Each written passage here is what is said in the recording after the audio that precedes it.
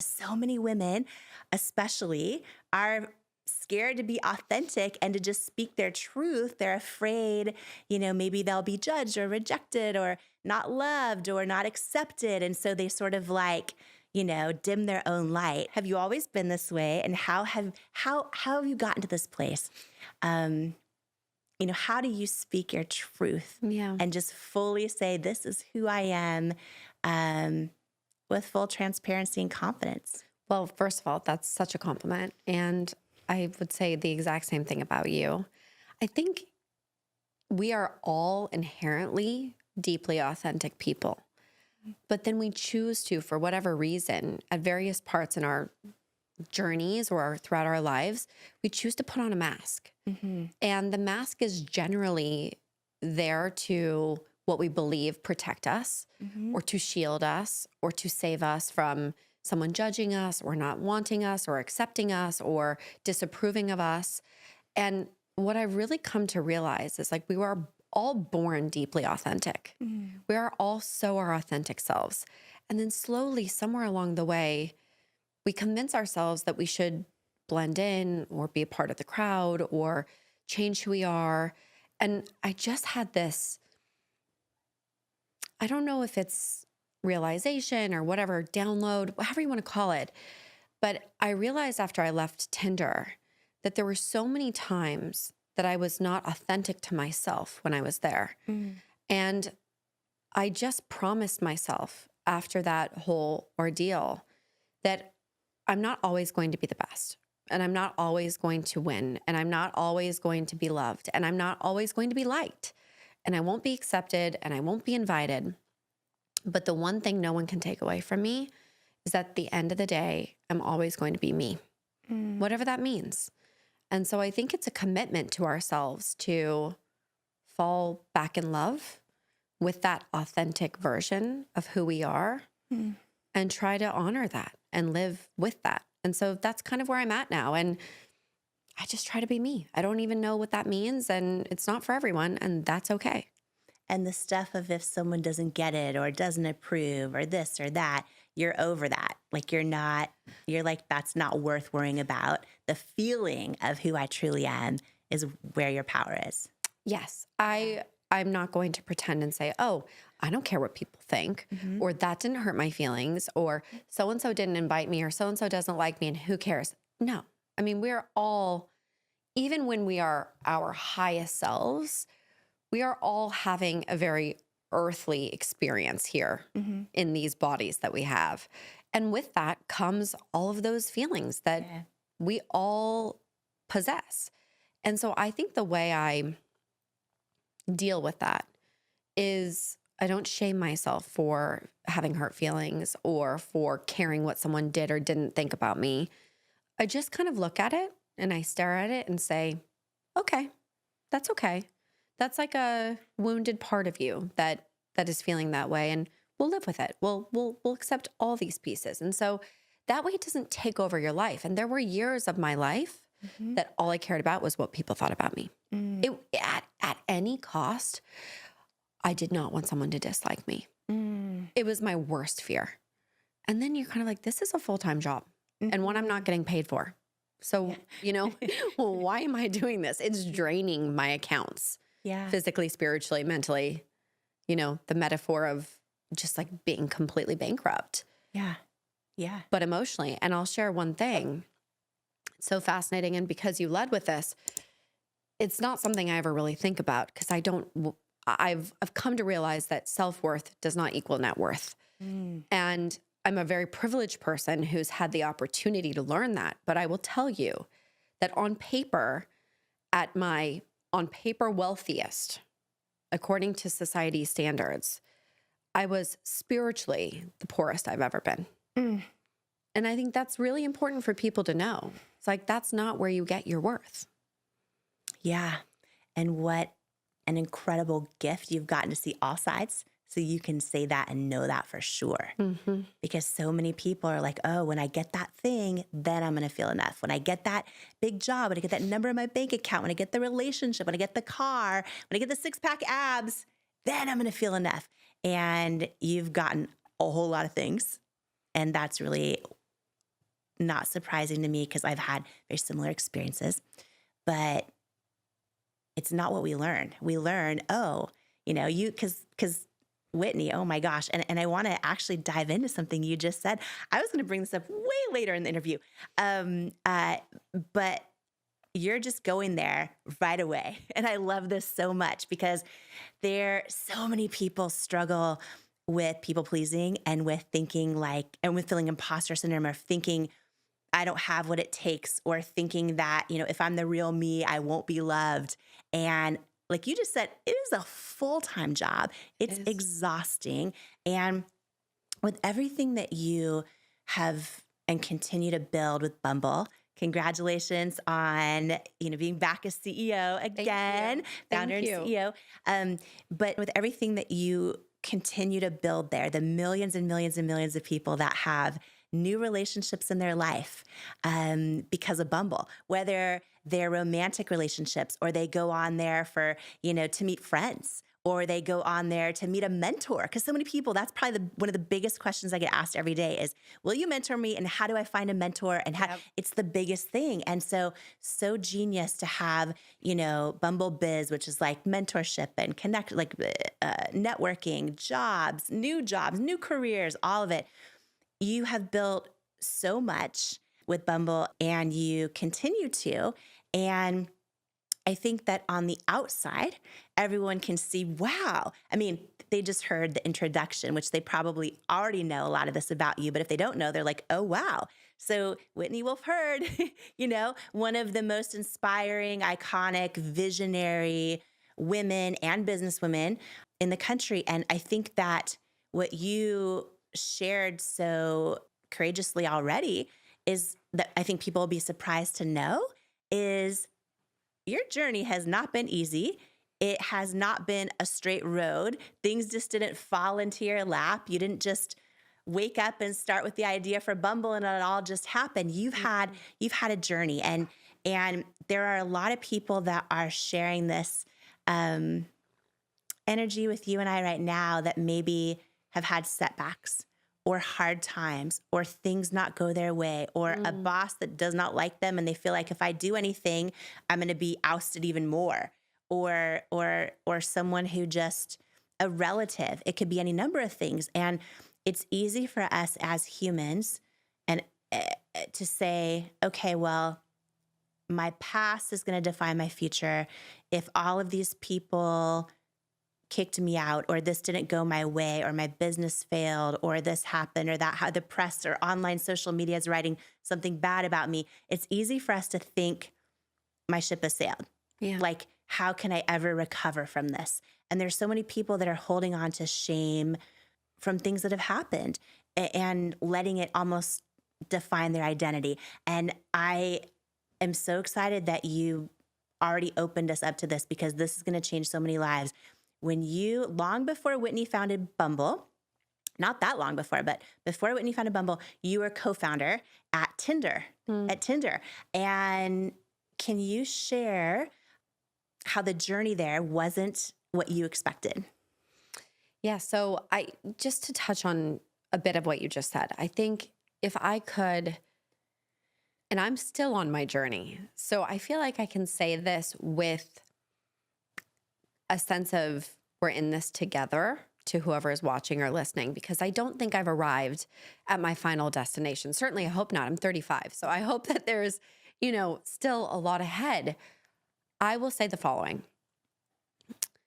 If I sat down and I put the 10 worst days of my life on a piece of paper, and I reflected on those days from where I am today, it doesn't take away from the pain of those days. It doesn't take away from how hard they were. But the reframing I'm able to have now is without those days, without them, I wouldn't be here. Mm-hmm. So technically, the worst days, it's hard to call them the best days because that's not factual.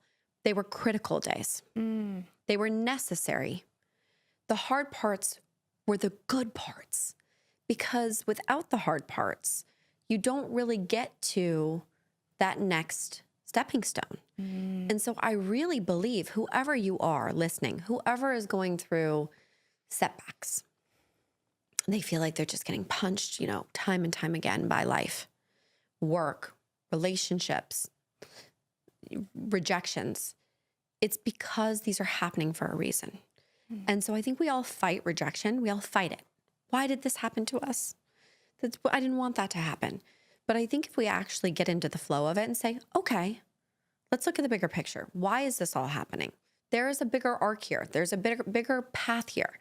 And so the reason why I say that is if I go back and I reflect on my time at Tinder, I had a choice when I left. I could have spent all of my time feeling disappointed and sad and devastated about what had transpired at the company.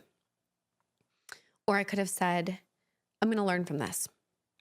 And I'm going to take what almost killed me and make us stronger. And I think this is very important framing because we all walk around saying, what didn't kill me made me stronger. And I think the way I look at life is what did almost kill me can make all of us stronger. And so I have full body chills right now. But because that's this the is the key case. to finding purpose. This is it. Yeah. Yeah. And you've been there. Yeah. Will you share, Whitney, in your own words, because I think that's important, just for everyone listening, what happened at Tinder that you're talking about that became such a hard time? And then I want to ask you the phase you went in after, because I think so many people have been in that spot. And I'm talking about the same outfit and Uggs for a month and not leaving the house. That's right. Yeah. That's right. So, I really, and people have a hard time believing this. I can't tell you how many times I meet someone and they're like, oh, you built Bumble as a revenge story. Wow, you had a chip on your shoulder and you really got him. And I'm like, no. If I had for 1 second, and I want to be very clear, and everyone should remember this. If I had for 1 second been operating with the intention or the energy of vendetta, revenge, or a chip on my shoulder, I would not be in this seat today with you right now. Yeah. Revenge is not a plot for success. It's not. And it is, there are 1,000 famous, philosophical quotes attributed to what revenge really is. Some of the famous ones are, revenge is, drinking poison and waiting for the other person to die. There's 1,000 of these. I've never once, Jamie, had an inner intention, wish, desire, or energy towards seeking revenge. When I was at Tinder, all I wanted was to see this product that was helping people connect, succeed. And I had differing opinions than the leadership that I was building the company with. And, I don't talk about these people because candidly, I'm of the mindset that, love and light. I genuinely, when I think back on anyone involved, instead of getting angry or upset or stressed, I close my eyes and I literally cover them in bright light. And I say, I wish them love and light on their journey. Genuinely. That is it. And I carry on. And so even though I was 22 when we started Tinder, I was 24 when I left. The way I left was very dramatic. I really don't rehash it. If anyone wants to Google it, they're more than welcome to. It's not that exciting. It's so old news, but it was a very contentious exit. And it led to a very, very public lawsuit. Very public. I never had the intention or wish or want to be involved in a lawsuit to begin with. And nor did I ever want it to be public. So here I was, 24 years old, and I'll never forget, I woke up at maybe 3 a.m, the night that the lawsuit had been filed. And when you file a lawsuit, it's very public and, it gets picked up. But I never could have expected it going global or front page of this or that. And I woke up and I think I had, a billion, not actually, but, just countless notifications. And I was headline after headline after headline after headline after headline. And I just watched my like life leave my body in terms of like, okay, the narrative is now no longer the truth.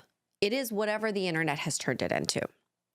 And what's scary about something like that happening when you're 24 years old and your entire life is wrapped up in this company you helped create, they can take it from you. They meaning the collective, the narrative, the fodder, the chatter, the collective kind of opinion. They can rob you blind of your identity and of your dignity and of your happiness.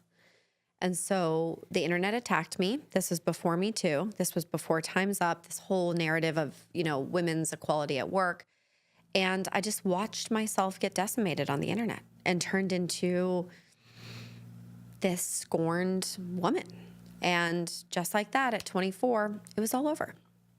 So yeah, I retreated to Uggs and staying inside and hiding. And I was very fortunate to have my now husband as my boyfriend at the time. God bless him. But I didn't have anything. Everything had been stripped. They took, my title had been stripped from me, and my contributions were questioned extensively in the media. So all of that was gone.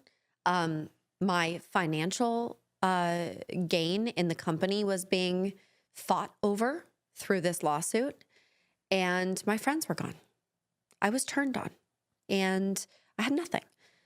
But it's one of the best things that ever happened to me, because when you have your dignity, perceived dignity, your perceived self-worth taken from you, this kind of magical thing happens where you realize you've nothing left to fear. It's gone. Your worst nightmare is playing out in real life.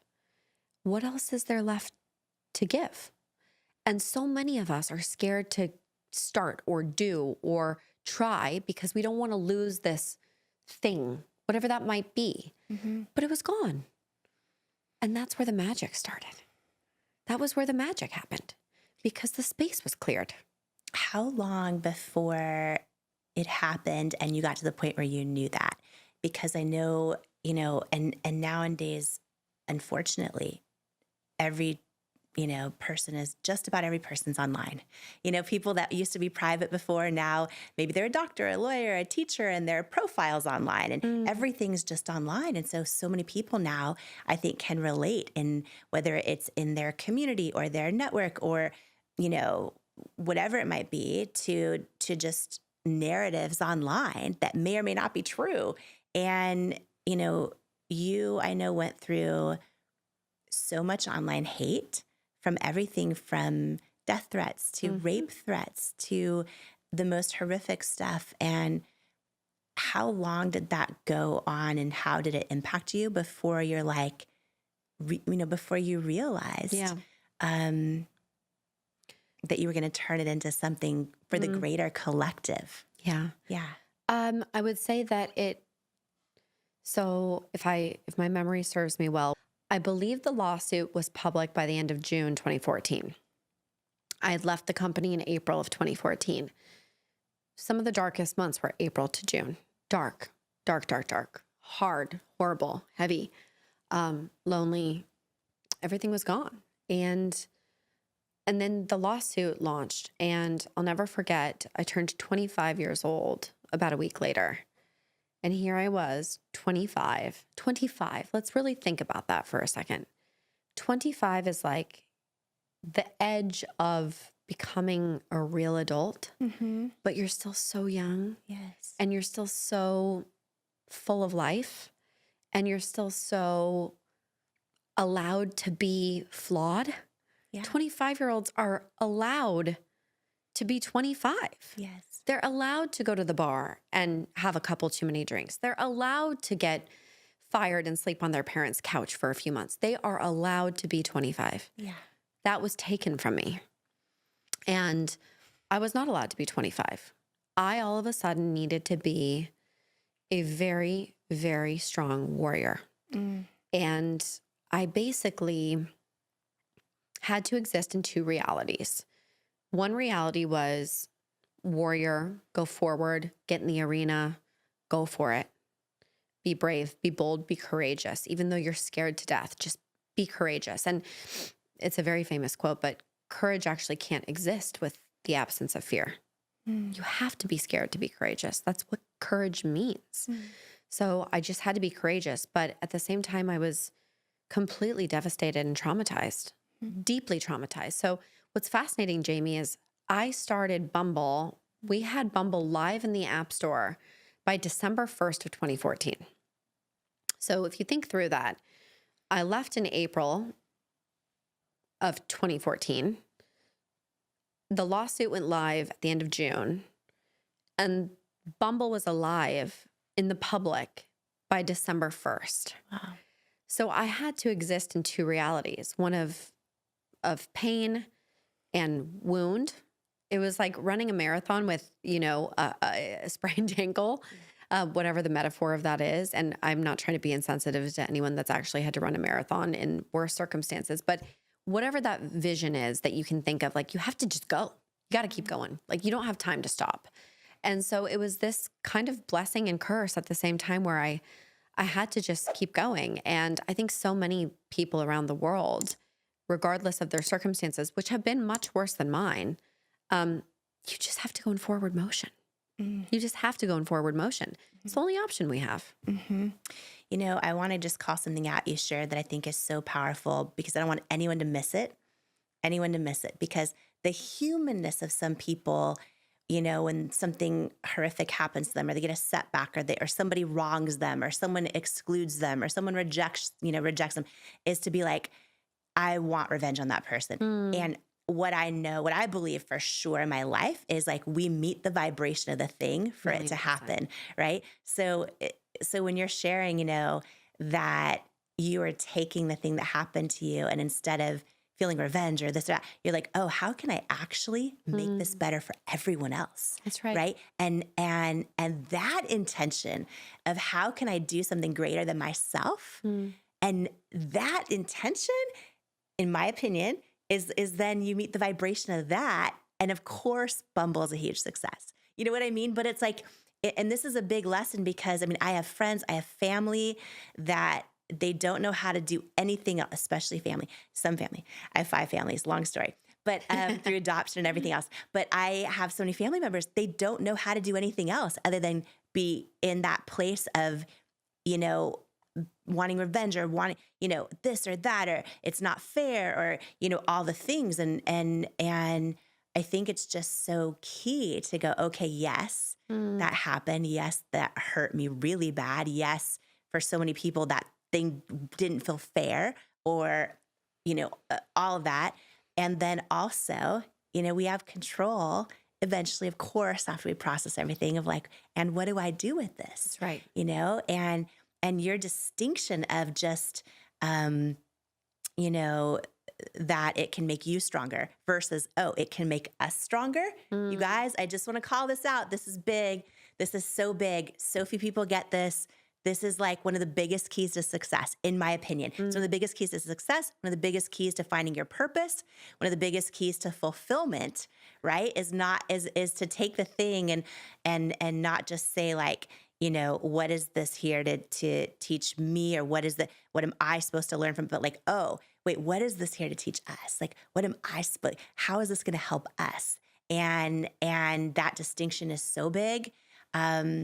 And I feel like also it is not easy building any company. So even though Bumble is a massive success, It Cosmetics was a massive success. I can tell you there is no chance It Cosmetics would have made it if I was not thinking about, how is this helping others? How is this helping something greater than myself? Because it was too freaking hard. That is it. Too many setbacks and too many hard times and too many long hours for me to stay in it if it was just helping me. I would have been like, peace out. That is so right. Right? And this is big. And that's it. It's moving the mindset from me to we. Yeah. That's it. Yeah. And candidly, that was what drove me every day, just like it drove you every day. Yeah. You got up there and you weren't selling a solution for yourself necessarily. You're like, oh, I am affected by this. And I did use my personal situation to create a solution. Yeah. But you didn't do it for you. Right. I am so excited for this episode today with my amazing friend, founder and CEO of Bumble, Whitney Wolfe Hurd. These next few minutes together today with you, me, and Whitney are going to be so magical. So buckle up because today's episode is for you.